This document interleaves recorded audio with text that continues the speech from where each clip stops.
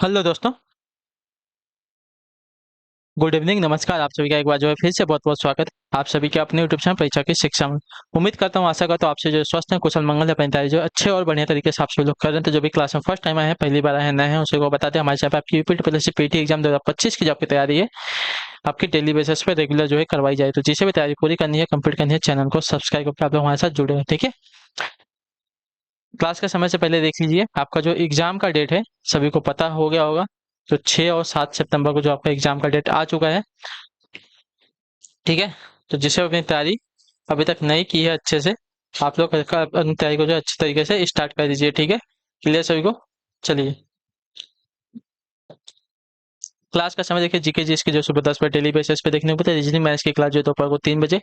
Hindi general अवेयर्स की class जो है शाम को 7 बजे आप सभी को देखने को मिला। आप सभी को इसी टाइम पर क्लास से जुड़ के अपनी तैयारी को पूरा और कंप्लीट करना है। नीचे डिस्क्रिप्शन आप सभी को इंस्टाग्राम टेलीग्राम का लिंक मिलेगा, तो आप हमें इंस्टाग्राम पे फॉलो करेंगे, टेलीग्राम चैनल को ज्वाइन करेंगे। टेलीग्राम चैनल पर डेली बेसिस पे क्लास का अपडेट, आपको एग्जाम का अपडेट जो है साथियों मिल जाएगा। ठीक है, चलिए क्लास स्टार्ट है बिना किसी देरी के। एक एक क्वेश्चन आपके एग्जाम के लिए बहुत इंपॉर्टेंट, ध्यान से देखिएगा, समझिएगा, फिर उसका उत्तर देने की कोशिश। क्लास स्टार्ट करने से पहले सभी से रिक्वेस्ट है, जिसने अब तक क्लास को लाइक नहीं किया लाइक करेंगे, शेयर नहीं किया शेयर करेंगे, जिसने अब तक चैनल को सब्सक्राइब नहीं किया चैनल को जो है सब्सक्राइब भी आप सभी लोग करेंगे। ठीक है, इनमें से कौन सा कारक नहीं है, ठीक है, इनमें से कौन सा कारक नहीं है जो भारतीय संविधान के निर्माण में योगदान देता है। ठीक है, बताइए, इनमें से कौन सा कारक नहीं है जो भारतीय संविधान के निर्माण में योगदान देता है। औद्योगिक क्रांति, ब्रिटेन में संसदीय लोकतंत्र, रूस में समाजवादी क्रांति, या अमेरिका में अधिकारों का विधेयक। तो इसका राइट आंसर आपका हो जाएगा साथियों औद्योगिक क्रांति। ऑप्शन नंबर आपका ये राइट हो जाएगा। ठीक है, क्लियर सो इसका भारतीय संविधान निर्माताओं में ने जो है विभिन्न देशों के संविधान का गहन अध्ययन किया, और जो प्रावधान भारतीय परिस्थितियों के अनुकूल लगा उन्हें जो भारतीय संविधान में शामिल कर लिया गया। जैसे ब्रिटेन में संसदीय लोकतंत्र, अमेरिकी मूल अधिकारों का विधेयक, तथा सोवियत संघ के समाजवादी क्रांति का प्रभाव। ठीक है, ये सभी जो है लिए, लेकिन औद्योगिक क्रांति का जो है इसमें कोई योगदान नहीं है भारतीय संविधान में। ठीक है, अर्थशास्त्र पुस्तक किसने लिखा है। तो अर्थशास्त्र पुस्तक के लेखक आपके देखा जाएगा तो आपका राइट आंसर बता दो कौटिल्य। ठीक है, ऑप्शन नंबर आपका बी राइट होगा। कौटिल्य या चाणक्य जो है रचित अर्थशास्त्र प्राचीन भारतीय राजनीति का प्रसिद्ध ग्रंथ है। ठीक है, चलिए, धनानंद को हटाने में जो है चाणक्य ने चंद्रगुप्त मौर्य की मदद की थी, जो बाद में चंद्रगुप्त मौर्य का प्रधानमंत्री बना था। ठीक है, चलिए अगला क्वेश्चन है आपका साथियों 18 नंबर क्वेश्चन है, क्या देगा, विकास के डोनेट मॉडल का उद्देश्य क्या होता है। विकास के डोनेट मॉडल का उद्देश्य क्या है। तो देखिए, विकास के डोनेट मॉडल का उद्देश्य आपका है साथियों, यह एक ऐसी दुनिया की कल्पना करता है जिसमें लोग और ग्रह संतुलन में कामयाब हो सकते हैं। ठीक है, तो ऑप्शन नंबर आपका ये वाला राइट हो जाएगा। ठीक है, क्लियर हो इसके बारे में। चलिए, क्वेश्चन नंबर आपका 19 है, बताने की कोशिश करेंगे। राइट, सुप्रीम कोर्ट ने 3 सदस्यों वाली प्रशासकों की समिति नियुक्त की है, इसके अध्यक्ष कौन होंगे बताइए। सुप्रीम कोर्ट ने 3 सदस्यों वाली प्रशासकों की समिति नियुक्त की है, इसके अध्यक्ष कौन होंगे। तो इसके अध्यक्ष आपके ए आर दवे। ठीक है, ए आर दवे होंगे, तो ऑप्शन नंबर आपका बी राइट होगा। ठीक है, सुप्रीम कोर्ट ने 3 सदस्यों वाली प्रशासकों की समिति को नियुक्त की है, और इसके अच्छा देखिए, ये पुराना क्वेश्चन हो चुका है, तो इसके बारे में नया देखेंगे। ठीक है, नया वाला क्वेश्चन के बारे में आपको पता करेंगे तो देखा जाएगा। तो आपका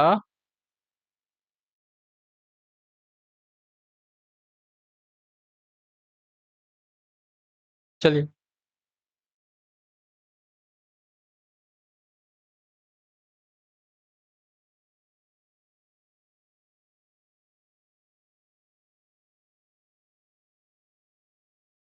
ठीक है,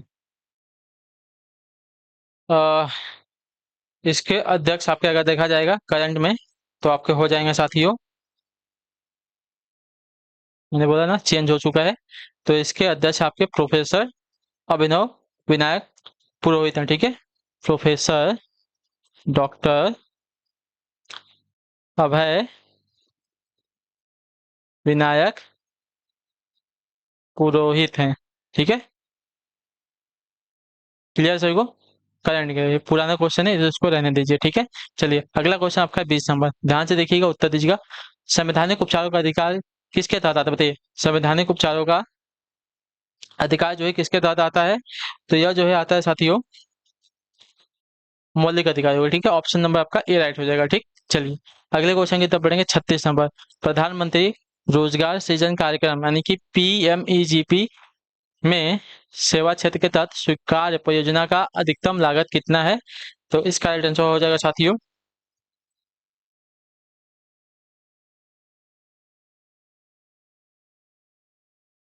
20 लाख। ठीक है, ऑप्शन नंबर आपका डी राइट हो जाएगा। ठीक है, प्रधानमंत्री रोजगार सृजन कार्यक्रम एक रोजगार परक योजना है।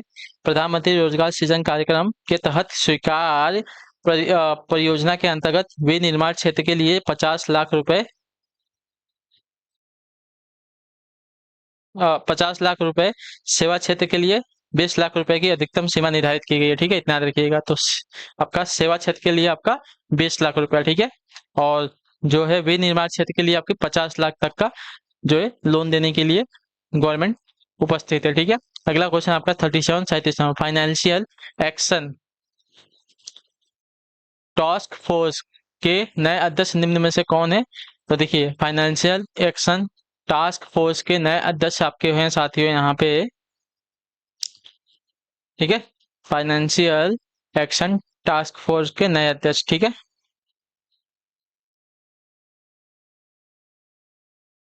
FATF।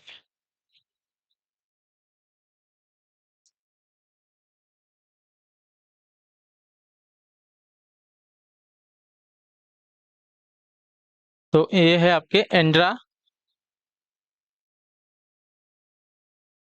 मद्राजो। ठीक है, एंड्रा मद्राजो हैं। ठीक है, ये आपके पुराने हैं तो इसको रहने दीजिए। फाइनेंशियल एक्शन टास्क फोर्स, ठीक है, के वर्तमान अध्यक्ष एलिसा डी एंड्रा मड्राजो हैं जो मैक्सिको की हैं। ठीक है, उन्होंने 1 जुलाई 2014 को पदभार संभाला था और उनका कार्यकाल जो है 30 जून 2026 तक चलेगा। ठीक है, चलिए इसके पहले जो थे आपके टी राजा कुमार थे। ठीक है, इनके जगह पर जो है आपकी ये बनी है एंड्रा मड्राजो। ठीक है, अगला क्वेश्चन आपका था 38 है 38 नंबर, निम्न में से किस मंदिर में आपको गोपुरम दिख जाएंगे, बताइए निम्नलिखित में से किस मंदिर में आपको गोपुरम दिख जाएंगे, तो गोपुरम आपके दिख जाएंगे साथियों शिव मंदिर चिदम्बरम में। ठीक है, ऑप्शन नंबर आपका सी राइट है। ठीक है, क्लियर होगा। तमिलनाडु के चिदम्बरम में स्थित प्रसिद्ध शिव मंदिर में गोपुरम स्मारक बनाए गए हैं। ठीक है, चलिए अगला क्वेश्चन आपका 39, किसकी अनुमति से अंग्रेजों ने सूरत में अपना पहला कारखाना स्थापित किया था, तो इसका राइट आंसर आपका हो जाएगा साथियों जहांगीर के। ठीक है, ऑप्शन नंबर आपका ए राइट होगा। क्लियर होगा इसके बारे में, जहांगीर के अनुमति से जो है अंग्रेजों ने सूरत में अपना पहला कारखाना स्थापित किया था। चलिए 40 नंबर प्रश्न उत्तर दीजिएगा राइट आंसर का। हाल ही में महाराष्ट्र के विधानसभा अध्यक्ष निम्न में से किसे नियुक्त किया गया है। ठीक है, ये भी थोड़ा सा पुराना क्वेश्चन है तो इसके लिए भी हमें देखना पड़ेगा।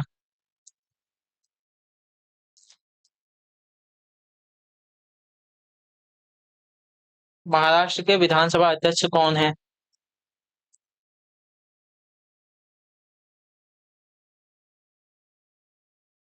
तो देखिए राहुल नार्वेकर। ठीक है, ऑप्शन नंबर आपका सी वाला राइट हो जाएगा। क्लियर होगा इसके बारे में, आया ना, यहाँ पे दिया गया है तो आपका राइट आंसर हो जाएगा राहुल नार्वेकर। क्लियर सभी को। बीजेपी विधायक राहुल नार्वेकर को जो है महाराष्ट्र में विधानसभा स्पीकर चुन लिया गया है। क्लियर सभी को। चलिए अगले क्वेश्चन की तरफ बढ़ेंगे। आपका 92 नंबर, समय सीमा से 1 वर्ष पहले किस पंचवर्षीय योजना को समाप्त कर दिया गया था, बताइए समय सीमा से पहले किस पंचवर्षीय योजना को समाप्त कर दिया गया था, इसका राइट आंसर आप सभी के लिए क्या हो जाएगा, बताइए जल्दी से। तो इसका राइट आंसर होता है 5वीं पंचवर्षीय योजना को। ठीक है, ऑप्शन नंबर आपका डी राइट होगा। क्लियर हो इसके बारे में, 5वीं पंचवर्षीय योजना को उसकी समय सीमा से पहले ही समाप्त कर दिया गया था। ठीक है, अगला क्वेश्चन आपका साथियों 93 नंबर, बताइएगा राइट आंसर क्या हो जाएगा। निम्न में से कौन भारत में आने वाला पहला अंग्रेजी जहाज है, बताइए कौन जो है भारत में आने वाला पहला अंग्रेजी जहाज है, तो इसका राइट आंसर आपका हो जाएगा साथियों रेड ड्रैगन। ठीक है, ऑप्शन नंबर आपका सी राइट होगा। क्लियर को कैप्टन हॉकिंस के नेतृत्व में हेक्टर नामक पहला ब्रिटिश जहाज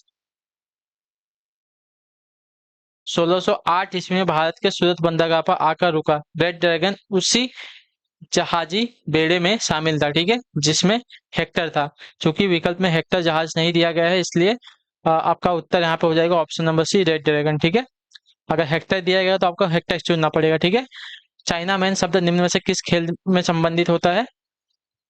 तो देखिए, चाइना मैन आपका जो है क्रिकेट से संबंधित खेल में होता है, ठीक है। चाइना मैन क्रिकेट खेल से संबंधित महत्वपूर्ण शब्द है, ठीक है। चाइना मैन शब्द जो है गेंदबाज, उस लेफ्ट आर्म स्पिनर गेंदबाज को कहा जाता है जो गेंद को स्पिन यानी कि घुमाने कराने के लिए उंगलियों के स्थान पर कलाई का इस्तेमाल करता है, ठीक है।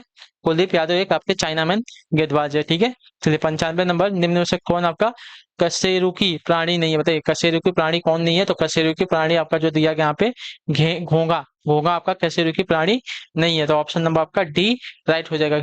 क्लियर साथियों, हाँ या ना? घोंगा आपका मोलस्का संघ का प्राणी है, ठीक है, याद रखिएगा, मोलस्का संघ का प्राणी है आपका घोंगा, ठीक है। चलिए 95 हो गया। 96 नंबर, उत्तर दीजिएगा आंसर का। निम्नलिखित में से कौन एक आपका बुरा उष्मा परिचालक है? बताइए बुरा उष्मा परिचालक कौन सा हो जाएगा? तो बुरा उष्मा परिचालक आपका यहाँ पे जो दिया गया है शीशा है, ऑप्शन नंबर आपका सी राइट होगा, ठीक है। क्लियर होगा इसके बारे में, हाँ या ना? शीशा जो है ऊष्मा और विद्युत दोनों का पूरा परिचालक यानी कि पेड कंडक्टर है, ठीक है। चलिए 97 नंबर प्रश्न आपके सामने, भारत की दूसरी सबसे लंबी नदी कौन सी है? ठीक है, भारत की दूसरी सबसे लंबी नदी कौन सी है? तो भारत की दूसरी सबसे लंबी नदी आपकी गोदावरी नदी, ऑप्शन नंबर आपका डी राइट है, ठीक है। क्लियर सही को, हाँ या ना? 1465 किलोमीटर लंबी है, ठीक है। चलिए 97 हो गया। 98 नंबर प्रश्न, औपनिवेशिक भारत में आर्य समाज स्थापित करने वाले निम्नलिखित में से कौन है? बताइए औपनिवेशिक भारत में आर्य समाज स्थापित करने वाले निम्नलिखित में से कौन है? तो इसका सही उत्तर आपका हो जाएगा साथियों स्वामी दयानंद सरस्वती, ठीक है। ऑप्शन नंबर आपका ए राइट हो जाएगा। क्लियर होगा इसके बारे में, औपनिवेशिक भारत में आर्य समाज की स्थापना करने वाले व्यक्ति हैं आपके स्वामी दयानंद सरस्वती, ठीक है। क्लियर सर को 1875 में इन्होंने जो है इसकी स्थापना की थी, ये बात याद रखिएगा। चलिए अगले क्वेश्चन की तरफ बढ़ेंगे, और कहाँ पे की थी? तो बंबई में, ये बात भी याद रखिएगा। ब्रिक्स में कौन सा देश शामिल नहीं है? ठीक है, ब्रिक्स। तो देखिए ब्रिक्स में B for Brazil, R for रूस, I for India, C for China, S for South Africa, ठीक है। रूस, साउथ अफ्रीका, भारत, बांग्लादेश जो है इसमें शामिल नहीं है, तो ऑप्शन नंबर आपका डी राइट हो जाएगा, ठीक है। क्लियर सबको? चलिए अगले क्वेश्चन की तरफ बढ़ेंगे। 100 नंबर है, बताइएगा राइट आंसर क्या हो जाएगा। निम्न में से किसमें जो है मिस इंडिया वर्ल्ड 2022 का खिताब अपने नाम कर लिया था? तो देखिए मिस इंडिया वर्ल्ड का आपका सिनी शेट्टी ने, ठीक है। ऑप्शन नंबर आपका डी राइट हो, सिनी शेट्टी ने मिस इंडिया 2022 का जो है खिताब अपने नाम कर लिया था। चलिए अगले क्वेश्चन की तरफ बढ़ेंगे, आपका है 68 है, 68 नंबर, क्षुद्र का विलोम क्या हो जाएगा? बताइए क्षुद्र का विलोम हमें बताना है।